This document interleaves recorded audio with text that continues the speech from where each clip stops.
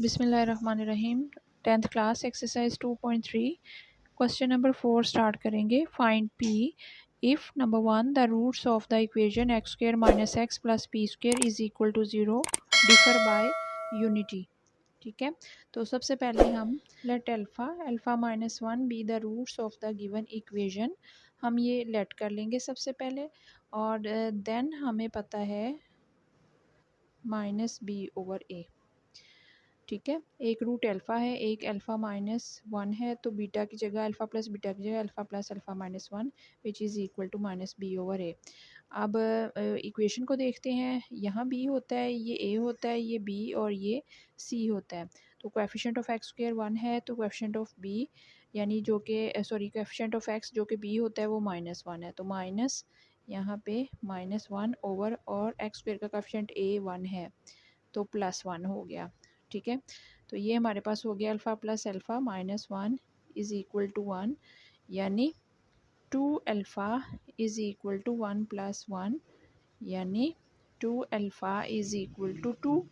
This implies, यहाँ से हमारे पास अल्फ़ा की वैल्यू आ जाएगी 1, अल्फ़ा की वैल्यू 1 आ जाएगी, तो ये हमारी इक्वेशन नंबर 1। अब हम लेंगे एंड, अब प्रोडक्ट लेंगे दोनों रूट्स का, वो होगा अल्फ़ा, हम लेते होते थे ना अल्फ़ा बीटा, अब अल्फ़ा बीटा की जगह अल्फ़ा इंटू अल्फ़ा माइनस 1 होगा, वो होता है हमारे पास सी ओवर ए। ठीक है, तो अगर हम वो पुट करें सी, तो वो कांस्टेंट टर्म पी है और एक एक्स स्क्वायर का कोएफिशिएंट, तो ये P square implies alpha into alpha minus 1 is equal to P square. ठीक है, ये हमारी इक्वेशन नंबर 2 हो। ये दोनों वैल्यूज़ हमारे पास जो है अल्फ़ा की टर्म में आ रही हैं। ठीक है, तो अब हम यहाँ पे putting value of alpha from equation number 1 in equation number 2, equation number 1 में से हम अल्फ़ा की वैल्यू लेके इक्वेशन नंबर 2 में पुट करेंगे क्योंकि वो है 1। ठीक है, तो यहाँ पुट कर दें 2 में, ये 1 माइनस 1 पी स्क्वायर 1 इंटू यहाँ पे ज़ीरो हो गया, 1 माइनस 1 ज़ीरो होता है, that is equal to P square, तो ये ज़ीरो हो गया, इट मीन्स पी की वैल्यू ज़ीरो आ जाएगी। The roots of the equation differ by 2, पहले डिफर बाय 1 था, अब होगा डिफर बाय 2। ठीक है, तो यहाँ पे भी हम लेट कर लेंगे, let alpha and alpha minus 2 be the roots of the given equation. ठीक है, देन फिर हम सम लिखेंगे जिसको अल्फ़ा प्लस बीटा कहते हैं, तो अल्फ़ा की जगह अल्फ़ा ही है लेकिन बीटा की जगह हम अल्फ़ा माइनस 2 ले रहे हैं according to the given condition, तो वो होगी माइनस बी ओवर ए। ठीक है, अब इक्वेशन में देखें आप, बी एक्स का कोएफिशिएंट होता है वो है 3 और ए एक्स स्क्वायर का वो 1 है हमारे पास, तो that is equal to minus 3।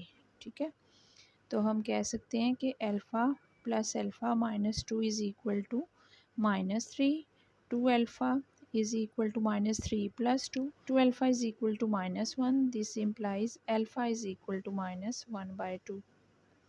ये हमारे पास अल्फ़ा की वैल्यू आ गई है।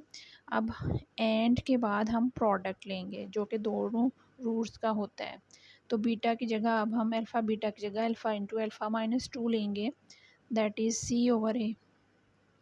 सी कांस्टेंट टर्म है, दो टर्म्स हैं पी माइनस 2, दोनों कांस्टेंट टर्म्स आ जाएंगी। ठीक है, ओवर 1, तो ये पी माइनस 2 हो गया। ठीक है, तो this implies alpha into alpha minus 2 is equal to P minus 2।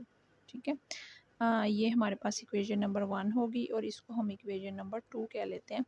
अब जिस तरह हमने क्वेश्चन नंबर 1 में किया था, from equation number 1 putting value of alpha in equation number 2 में पुट कर दें, 1 की है जी, अल्फ़ा की वैल्यू जो है -1/2, यहाँ भी -1/2 और ये हमने यहाँ पे पुट कर दिया है, दैट इज़ इक्वल टू, इधर p माइनस 2 था, अब हम इसे सॉल्व करेंगे, 2 common, -1 -4 is equal to p minus 2 -1/2 minus 5/2 is equal to P minus minus minus plus होगा तो 5/4 is equal to P minus 2।